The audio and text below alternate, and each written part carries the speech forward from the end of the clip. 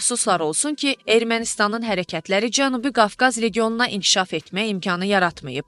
Bizim bütün şanslarımız var idi. Globalifo az məlumat verir ki, bu fikirləri Prezident İlham Əliyev Ada Universitetində keçirilən Yeni Dünya Nizamına doğru mövzusunda beynəlxalq forumda çıxışı zamanı səsləndirib. Dövlətimizin başçısı bildirib, bütün dağıntılara Azərbaycan xalqının əzab-əziyyətlərinə baxmayaraq belə bir inkişaf baş tutmadı.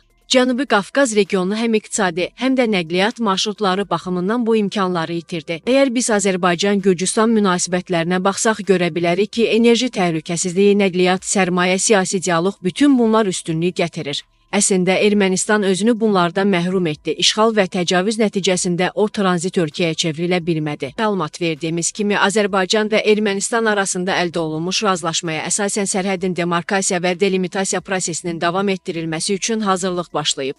Globalifo qeyd edir ki, Talış vilayətinin Açarkut kənd icmasının keçmiş üzvü Karem Qazaryan bəzi ərazilərin minalardan təmizləndiyini və çıxarılan qurğuların partladılacağını vurğulayıb. Qazaryan Tavuşda 3 kəndin Azərbaycana təhvili üçün hazırlıq görüldüyünü deyib. Yeni güzəştlər üçün demək olar ki, hər şey hazırdır. Bugün səhər saatlarından etibarən İcivan icmasının tərkibinə daxil olan Azatamut, Kayanavan, Agiravit kəndləri ərazisində bastırılan minalar çıxarılıb, artıq onların partladılması üzrə işlər görülür. SSR dövründə Azərbaycanlıların məskunlaşdığı Yuxarı Vaskepar, Yuxarı Əskiparavet, SSR dövründə Azərbaycanlıların məskunlaşdığı Yuxarı Vaskepar, Yuxarı Əskiparavet adlanan ərazi təhvil veriləcək.